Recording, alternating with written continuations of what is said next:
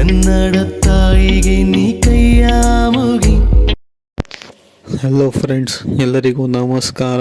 ಇನ್ನೊಂದು ಹೊಸ ದೆವ್ವದ ಕಥೆಯೊಂದಿಗೆ ಎಲ್ಲರೂ ಚೆನ್ನಾಗಿದ್ದೀರಾ ಅಂತ ಅಂದ್ಕೊಂಡಿದ್ದೀನಿ. Hope all of you are good and fine. So ಈ ಒಂದು ಕಥೆನ ಪೂರ್ತಿಯಾಗಿ ಕೇಳಿ, ಆಮೇಲೆ ನಮ್ಮ ಚಾನಲ್ನ ಈಗಲೇ ಸಬ್ಸ್ಕ್ರೈಬ್ ಮಾಡ್ಕೊಳ್ಳಿ. ಹಾಗೆ ಈ ಒಂದು ವಿಡಿಯೋಗೆ ಲೈಕ್ ಮಾಡಿ, ಕಾಮೆಂಟ್ ಮಾಡಿ, ಶೇರ್ ಮಾಡಿ.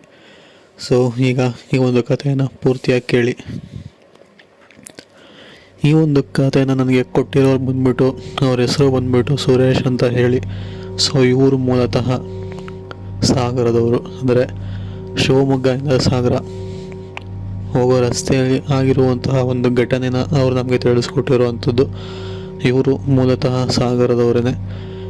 ಇವರ ಕುಟುಂಬದ ಜೊತೆ ಇರುವಂಥದ್ದು ಒಂದು ಸಾಗರದಲ್ಲೇ, ಅಂದರೆ ಇವರ ವಾಸಸ್ಥಳ ಇರೋದು ಬಂದ್ಬಿಟ್ಟು ಸಾಗರದಲ್ಲೇ. ಸೊ ಇವರ ಒಂದು ಜೀವನದಲ್ಲಿ ನಡೆದಂತಹ ಒಂದು ಘಟನೆನ ತಿಳಿಸ್ಕೊಟ್ಟಿದ್ದಾರೆ. ಸೊ ಅವ್ರು ಯಾವ ಥರ ತಿಳಿಸ್ಕೊಟ್ಟಿದ್ದಾರೋ ನಾನು ಕೂಡ ನಿಮಗೆ ಕಥೆಯನ್ನು ಅದೇ ರೀತಿ ತಿಳಿಸ್ಕೊಡ್ತೀನಿ.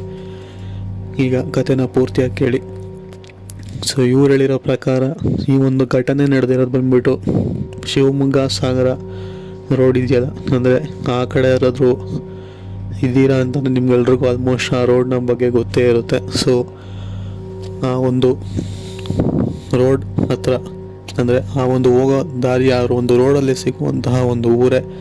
ಸೊ ಆ ಒಂದು ಊರ ಹೆಸರೇ ರಾಂಪುರ ಅಂತ ಹೇಳಿ. ಸೊ ಯಾರಾದರೂ ಆ ಕಡೆ ಇದ್ದೀರಾ ಅಂತ ಹೇಳಿದ್ರೆ ಸ್ವಲ್ಪ ಕಾಮೆಂಟ್ ಮಾಡಿ ತಿಳಿಸ್ಕೊಡ್ಬೋದು, ಈ ಒಂದು ಊರು ಇದೆಯಾ ಇಲ್ವಾ ಅಂತ ಹೇಳಿ ನಮಗೂ ಕೂಡ. ಸೊ ಅವ್ರು ನಮಗೆ ಕಥೆ ಕೊಟ್ಟಿರೋ ಥರ ನಾನು ನಿಮಗೆ ಹೇಳ್ತಾ ಹೋಗ್ತೀನಿ.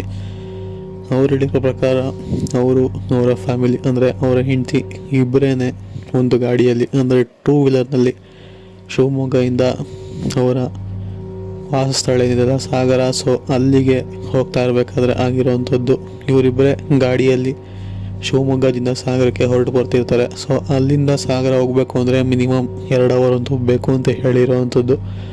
ಸೊ ಈ ಒಂದು 2 ಅವರ್ ದಾಟಿ ಅವರು ಊರಿಗೆ ತಲುಪಬೇಕು ಅಂತಂದರೆ ಇವರು ಶಿವಮೊಗ್ಗ ಬಿಟ್ಟಾಗಲೇ ಸಮಯ ಸುಮಾರು 8 ಗಂಟೆ ಆಗಿರೋವಂಥದ್ದು, ಅಂದರೆ ಸಂಜೆ 8 ಗಂಟೆ ಆಗಿರೋವಂಥದ್ದು. ಇರಲಿ 10 ಗಂಟೆ ಅಥವಾ 10:15 ಒಳಗಡೆ ಎಲ್ಲ ಹೋಗಿ ಮನೆನ ತಲುಪ್ಬೋದು ಅಂತ ಹೇಳಿ ಇವರು ಮತ್ತು ಇವರ ಹೆಂಡತಿ ಇಬ್ಬರೇ ಗಾಡಿಯಲ್ಲಿ ಹೋಗ್ತಾ ಇರ್ತಾರೆ. ಸೊ ಶಿವಮೊಗ್ಗ ಬಿಡೋವರೆಗೂ ಸ್ವಲ್ಪ ಆ ಕಡೆ ಈ ಕಡೆ ಮನೆಗಳಾಗಲಿ ಗಾಡಿಗಳಾಗಲಿ ಎಲ್ಲ ಕೂಡ ಚಾಲನೆಗಳಿರ್ತವೆ. ಸೊ ಅಷ್ಟಾಗಿ ಭಯ ಆಗೋದಿಲ್ಲ. ಬಟ್ ಹೀಗೆ ಹೋಗ್ತಾ ಹೋಗ್ತಾ ಶಿವಮೊಗ್ಗ ಬಿಟ್ಟು ಸ್ವಲ್ಪ ದೂರ ಹೋಗ್ತಾ ಇದ್ದಂಗೆ ಅವ್ರಿಗೆ ಎಲ್ಲ ತರಹದ ಒಂದು ಏನಂತೀರ ಕಾಡು ದಾರಿಗಳು ಸಿಗೋವಂಥದ್ದು.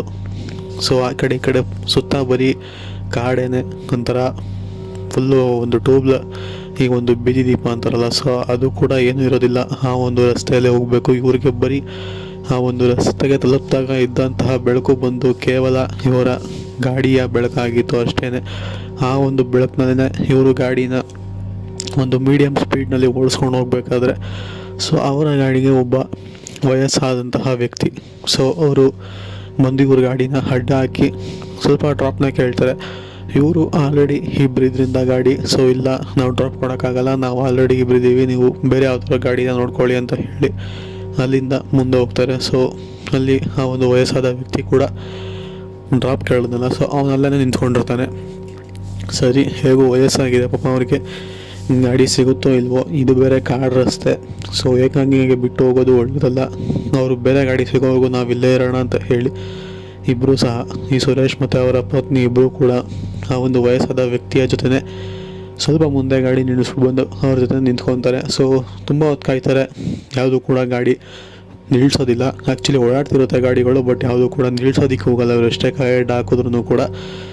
ಸರಿ, ಅದಾದಮೇಲೆ ಒಂದು ಲಾರಿ ಬರುತ್ತೆ. ಸೊ ಲಾರಿ ಅಂದರೆ ಒಂಥರ ಟ್ರಕ್ ಅಂತಲೇ ಹೇಳ್ಬೋದು. ಹಿಂದೆಗಡೆ ತುಂಬಾ ಒಂದು ಏನಂತೀರ ಬ್ಯಾಕಪ್ ಫುಲ್ಲು ಲೋಡ್ ಆಗಿರುವಂತಹ ಲಾರಿ ಅಂತಲೇ ಹೇಳ್ಬೋದು. ಸೊ ಆ ಒಂದು ಲಾರಿ ಕೊನೆಗೂ ಬಂದು ಈ ಒಂದು ಕೈ ಅಡ್ಡ ಹಾಕಿದ್ರಲ್ಲ, ಸೊ ಇವ್ರ ಹತ್ರ ಬಂದು ನಿಲ್ಲಿಸ್ತಾರೆ.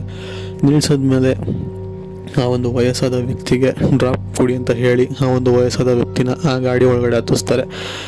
ಸರಿ, ಹೇಗೂ ಡ್ರೈವರ್ ಮತ್ತು ಕ್ಲೀನರ್ ಇಬ್ಬರೇ ಇದ್ರಲ್ಲ, ಸರಿ ಆಯಿತು ಬನ್ನಿ ಅಂತ ಹೇಳಿ ಹತ್ತಿಸ್ಕೊತಾರೆ. ಆ ಒಂದು ವಯಸ್ಸಾದಂತಹ ವ್ಯಕ್ತಿ ಕೂಡ ಹತ್ಕೊತಾನೆ. ಸರಿ, ಇದಾದ ಸ್ವಲ್ಪ ಹೊತ್ತಾದಮೇಲೆ ಇವರು ಕೂಡ ಬಂದು ಅವ್ರ ಗಾಡಿನ ಎತ್ಕೊಂಡು ಅಲ್ಲಿಂದ ಮುಂದಕ್ಕೆ ಹೊರಡ್ತಾರೆ. ಸೊ ಇವರು ಗಾಡಿ ಎತ್ತೋ ಅಷ್ಟರಲ್ಲಿ ಲಾರಿ ಇವ್ರನ್ನ ಓವರ್ಟೇಕ್ ಮಾಡಿ ಮುಂದೆ ಹೋಗಿತ್ತು. ಆದರೆ ತುಂಬ ಲೋಡ್ ಇದ್ದ ಕಾರಣ ಲಾರಿ ಏನು ಅಷ್ಟೊಂದು ಸ್ಪೀಡಾಗಿ ಹೋಗ್ತಿರಲಿಲ್ಲ, ಬಟ್ ಸ್ಲೋ ಆಗೇ ಹೋಗ್ತಿತ್ತು. ಸೊ ಇದಕ್ಕಿದ್ದಂಗೆ ಆ ಒಂದು ಲಾರಿ ಏನಿದೆಯಲ್ಲ ಸೈಡ್ಗೆ ಹಾಕ್ತಾರೆ. ಯಾಕೆ ಅಂತ ಗೊತ್ತಾಗೋದಿಲ್ಲ.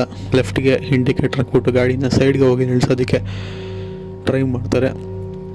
ಯಾಕೆ ಅಂತ ಇವರಿಗೆ ಗೊತ್ತಾಗೋದಿಲ್ಲ, ಸುರೇಶ್ ಮತ್ತು ಅವರ ಪತ್ನಿಗೆ ಗೊತ್ತಾಗೋದಿಲ್ಲ. ಸರಿ ಬಿಡು ಅಂತ ಹೇಳಿ ಏನೋ ಇರ್ಬೋದೇನೋ ಅಂತ ಹೇಳಿ ಇವರು ಕೂಡ ಆ ಒಂದು ಲಾರಿನ ಓವರ್ಟೇಕ್ ಮಾಡ್ಕೊಂಡು ಹೋಗಬೇಕು. ಅಷ್ಟರಲ್ಲಿ ಲಾರಿ ಡ್ರೈವರು ಕೈ ಅಡ್ಡ ಹಾಕ್ತಾನೆ ಇವನಿಗೆ, ಹೋಗಬೇಡಿ ನಿಂತ್ಕೊಳ್ಳಿ ಅಂತ ಹೇಳಿ. ಸೊ ಇವರು ಯಾಕೆ ಕೈ ಅಡ್ಡ ಹಾಕ್ತಿದಾರಲ್ಲ, ಮೋಸ್ಟ್ಲಿ ಏನಂತಿರ್ಬೋದು ವಿಷಯ ಅಂತ ಹೇಳಿ ಗಾಡಿನ ಮುಂದೆ ಹೋಗಿ ನಿಲ್ಲಿಸ್ತಾರೆ.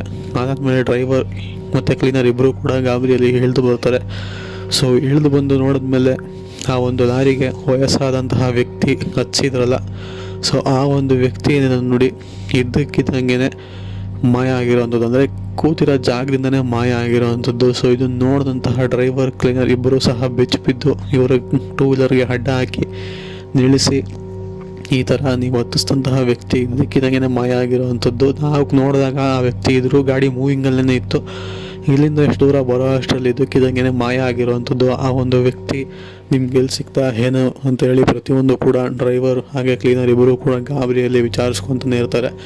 ಸೊ ಅವ್ರಿಗೂ ಕೂಡ ಈ ಒಂದು ಸುರೇಶ್ ಮತ್ತು ಅವರ ಪತ್ನಿಯೂ ಕೂಡ ಇಲ್ಲ, ಅವ್ರು ನಮಗೆ ಇಲ್ಲೇನೇ ಸಿಕ್ಕಿದ್ದು, ಅವ್ರು ಯಾರು ಅಂತ ನಮಗೂ ಕೂಡ ಗೊತ್ತಿಲ್ಲ, ಇದ್ದಕ್ಕಿದ್ದಂಗೆ ಮಾಯ ಹೇಗಾಗೋದಕ್ಕೆ ಸಾಧ್ಯ ಅಂತ ಹೇಳಿ ಇವರು ಕೂಡ ಸ್ವಲ್ಪ ಮಾತುಕತೆಯಲ್ಲಿ ಆ ಥರನೇ ಮಾತಾಡ್ತಿರ್ತಾರೆ.